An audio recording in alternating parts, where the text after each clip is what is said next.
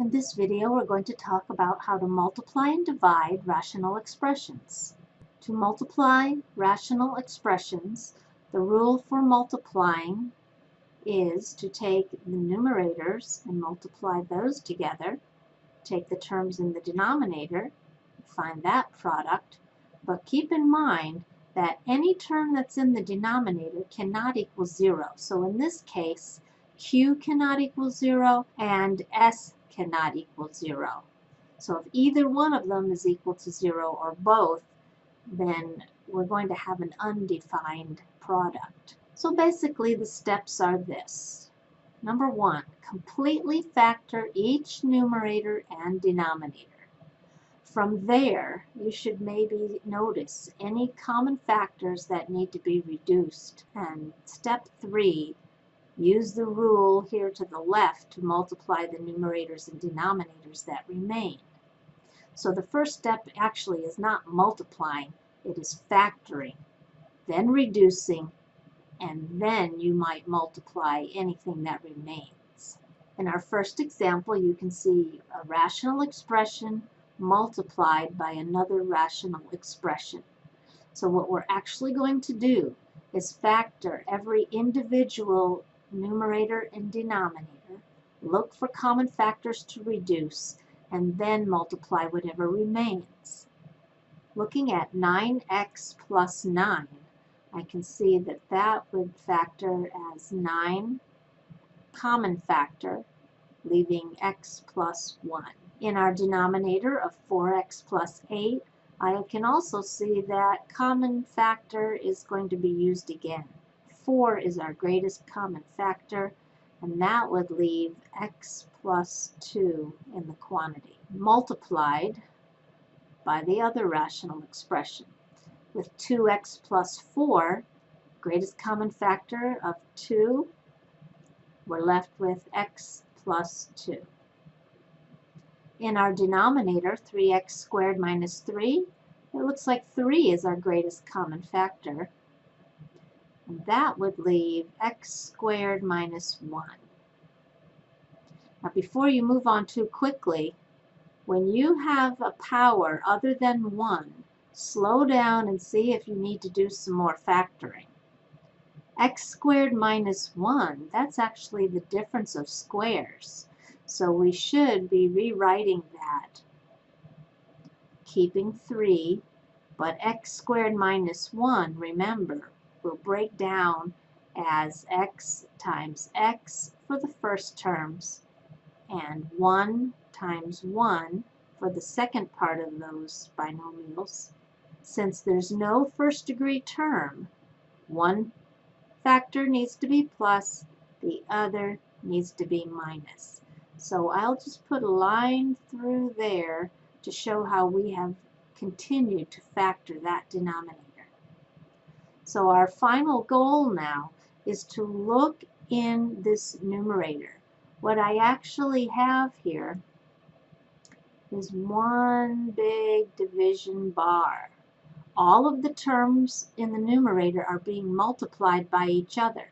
9 times the quantity times 2 times the quantity. So are there any 9s in the denominator? That's what you want to ask yourself when you start to look for reducing. 9 and 4 will not reduce, but 9 and 3 will reduce. 9 is 3 times 3, so that's going to leave us 3. Here's a factor of 2. 2 is going to reduce with 4 in the denominator because 4, remember, can be written as 2 times 2. Okay, so 2 in the numerator reduces with one of those 2's in the denominator. Then we go on to the quantities. The quantity of x plus 1, that is not the same as quantity x plus 2, so no reducing there. But looking over here, here's a quantity of x plus 1. That's going to reduce completely with this quantity of x plus 1. Do you see any other quantities that would reduce? Hopefully you saw x plus 2 with x plus 2.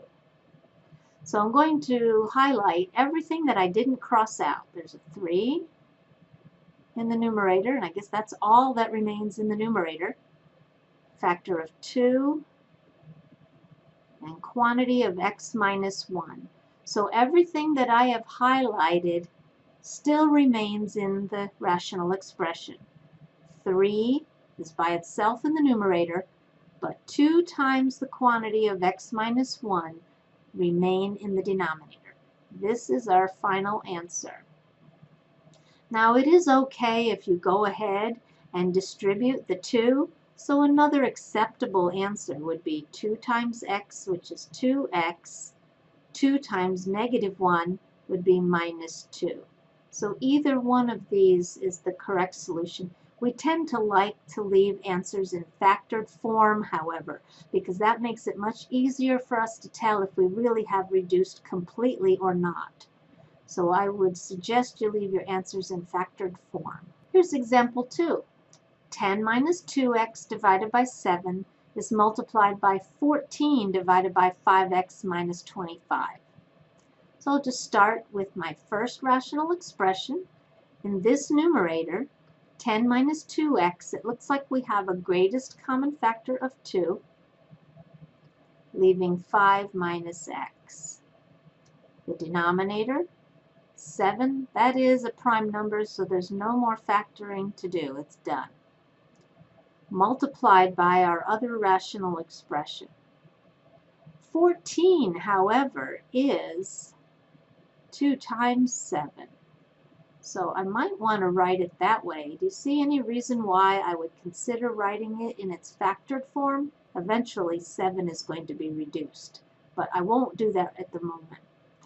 Denominator, 5x minus 25. It looks like 5 would be the greatest common factor to start with. That leaves x minus 5. So now I would look for common factors to reduce. Some of you might like to put this division bar. 7 reduces with 7. Can I reduce 2 with 2? Say no. They are both in the numerator, so they are not reducing. They will actually get multiplied by each other and remain in the problem. So don't cross those out. Quantity of 5 minus x with x minus 5. I seem to recall that we talked about terms that are in reverse order of each other and subtraction involved. So this is where we probably want to factor out a minus 1 and reverse the order of the terms. So I'm going to rewrite that binomial by factoring out minus 1 and reversing the terms. Is it correct? Negative 1 times x is still minus x. Negative 1 times minus 5 is still positive 5. But it's helpful to write it this way so that quantity of x minus 5 and quantity of x minus 5 in the denominator will be reduced. I'm going to highlight anything that remains. 2 was not crossed out. Minus 1, don't forget that one. And 2.